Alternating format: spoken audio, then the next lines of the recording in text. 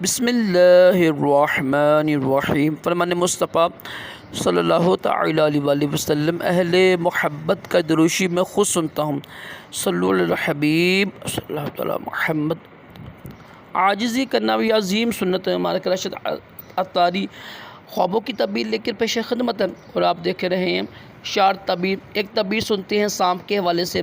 پہلے بھی بتایا تھا میں نے کہ سانپ جو ہے نا، سانپ کوئی سا بھی ہو نا، کسی رنگ کا بھی ہو، یہ دشمن کی تعبیر ہی بنتی ہے، ٹھیک ہے۔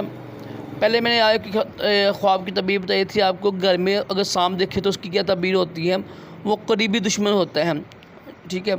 آج ہم سنتے ہیں جنگل میں سانپ دیکھنا۔ اگر خواب میں دیکھیں نا کہ جنگل ہے، وہاں سانپ نظر آئے ہیں، مطلق صرف دیکھا صرف سانپ کو، ٹھیک ہے، لڑا نہیں ہے، ڈنگ نہیں مارا، خالی سے دیکھا، تو جنگل میں سانپ کو دیکھنا اس کی تعبیر یہ ہوتی ہے کہ کسی اجنبی بگانے دشمن سے سامنا ہوگا۔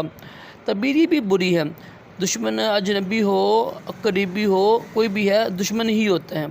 تو اس کا حال یہ ہوتا ہے پیارے بھائیوں پیاری بہنوں کہ اٹھ کر توبہ استغفار کریں، صدقہ دیں، اعوذ باللہ پڑھیں، اور کسی کو بیان نہ کریں، ٹھیک ہے۔ انشاءاللہ صدقہ دینے سے، اللہ پاک سے اس کی پناہ مانگنے سے انشاءاللہ امید ہے کہ وہ خواب ظاہر نہیں ہوگا۔